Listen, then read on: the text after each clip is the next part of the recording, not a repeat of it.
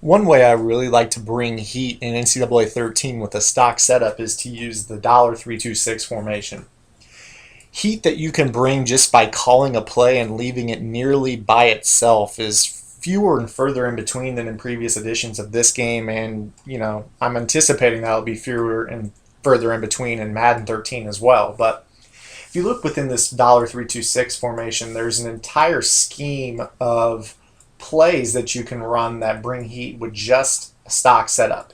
And what's nice is the formation is symmetrical, meaning you can bring it from both sides. The right side I feel is a little bit better than the left. You'll have to mess with the left side slot DB, tinker his placement just a little bit, but you will see that the NCAA Blitz 2, NCAA Blitz 3, and NCAA Blitz man version all bring great heat with little to no adjustments.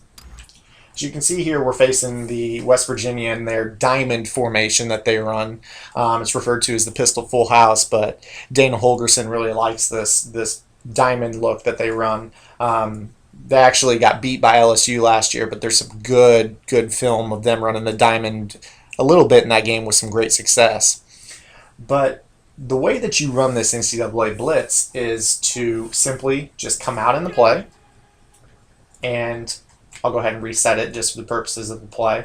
And all you have to do is re-blitz the D tackle. And you will notice that when the ball is snapped, you get, against pistol formations, you tend to get the heat off the edge. But you can also bring this defensive end through the right B gap. It just varies. Right there, the defensive end comes through, and that's the more typical look that you'll get when you run this play. As you can see, he just flies into the B gap and is nearly untouched. Against the under center plays, the center recovers a little bit more often and picks up the heat, but for only sending really 4 guys, if you have enough speed on your team, you can contain the opposite side defensive end. If you have enough speed on your team, you can bring the heat with only 4. We'll go ahead and go to the shotgun look in the next play, and I'll show you that the heat comes through fairly consistently against the shotgun look as well. And remember, you can run this from both sides. This time I'll go ahead and run NCAA Blitz man version. And really, it's just this simple. If you really want that DN to come through, you can move the slot DB inside a little bit more, but really there's no pre-play adjustments needed to bring the heat. And there we actually got heat from both the corner and the defensive end.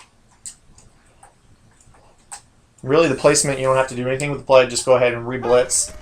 And the issue here is that with the linebackers playing the defensive end, you want as much speed and acceleration. If that center is coming over to pick him up, place somebody else at the position right here to bring the heat.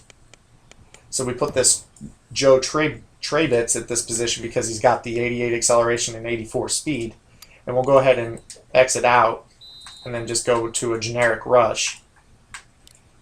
And you will notice that the heat is much more consistent. This time we'll go ahead and run the NCAA Blitz 3, and we'll just run it against shotgun wide trips halfback weak.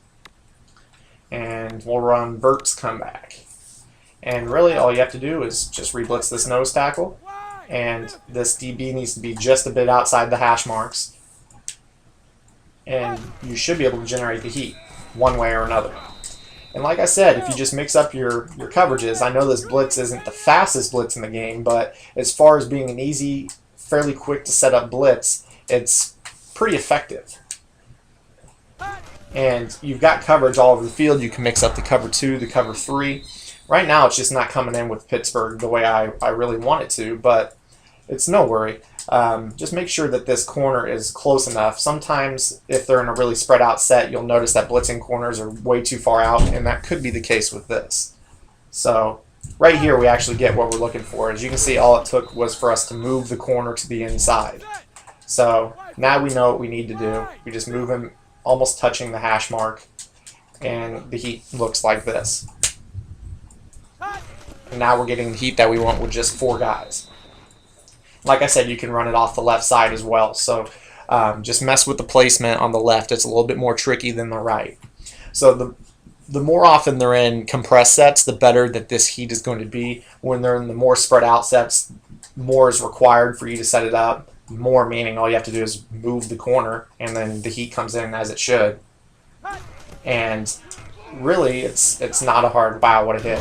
It's really not that hard to set up. So if you're in a league that doesn't allow much player movement or stacking of linebackers, this is a good blitz for you because you're only moving one guy. And some leagues have rules that say you can only move one player pre-snap, and you are only moving one player pre-snap. So this heat comes in as it should, and hopefully you can implement this into your game. So let me know if you guys have any questions. It's the Dime 326, $326 rather. And the play is called NCAA Blitz, NCAA Blitz 2, and NCAA Blitz 3. They will translate over to Madden, hopefully. In Madden, they're called Fireman. So Fireman 2, and Fireman 3 will be the plays in Madden. So go ahead and start labbing this right now, and hopefully this will carry over in a month over to Madden 13. Let me know if you have any questions. Thanks, guys.